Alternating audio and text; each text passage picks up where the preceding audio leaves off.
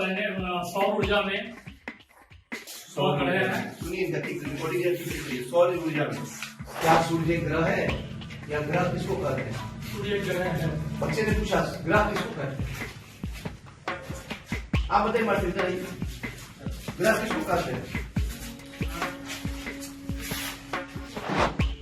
बिहार जानती है बिहार को? क्या है बिहार? हमारा देश है बिहार, और भारत हमारा राज्य है।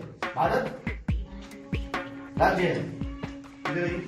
5 साल हो गया, 5 साल से किसी स्कूल में है, तो बच्चा आपके साथ पढ़ा हुआ होगा। पूरी तरह कोशिश इसके लिए, इस बच्चे के लिए। बिहार के सीएम नीतीश कुमार जब ये तस्वीर देखेंगे तो माथा पीट लेंगे। सोचेंगे जिन कंधों पर भविष्य को संवारने की जिम्मेदारी दी, वो बिहार की शिक्षा व्यवस्था को मटियामेट कर रहे हैं। बच्चे को तो छोड़िए, गुरुजी से जब डीएम ने सौर मंडल के बारे में सवाल किया तो गुरुजी दाएं बाएं देखने लगे।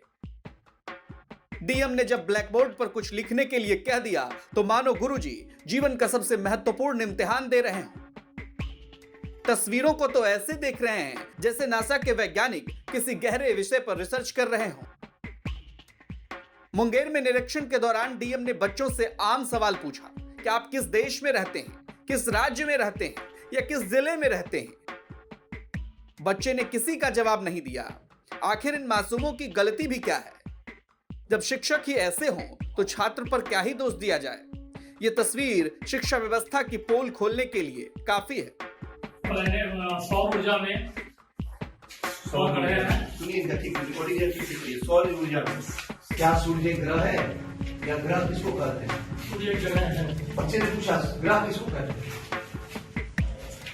आप बताइए मार्टिन, ग्रह किसको कहते हैं? बिहार जानती है बिहार को? क्या है बिहार? हमारा देश है बिहार, और भारत हमारा राज्य है।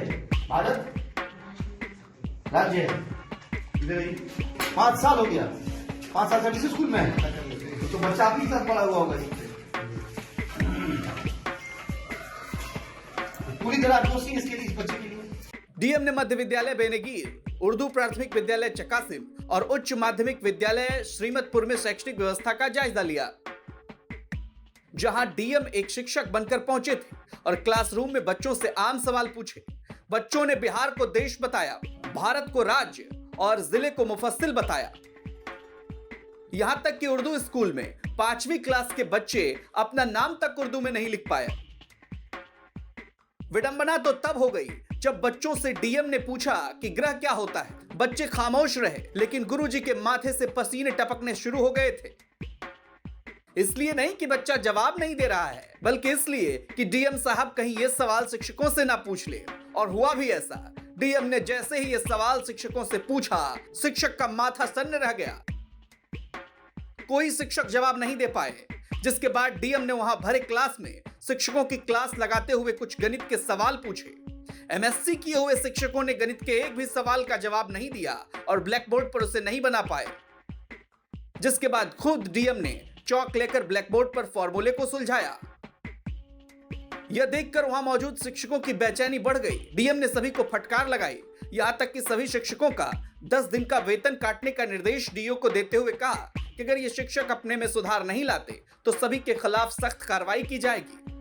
अभी भी जो अपेक्षित सुधार होनी चाहिए थी स्कूलों की पढ़ाई में, बच्चों की पढ़ाई में, वो नहीं हो पा रही है। कुछ स्कूलों में तो बेहतर सुधार हुआ, लेकिन कुछ स्कूल है जहां नहीं हो पा रहा है। अब इन लोगों पे कड़ी कार्रवाई करने का हमने निर्देश दिया है।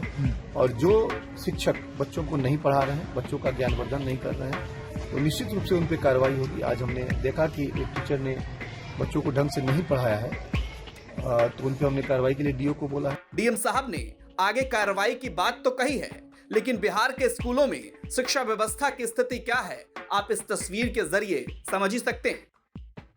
मुंगेर से गोविंद कुमार की रिपोर्ट, बिहार तक।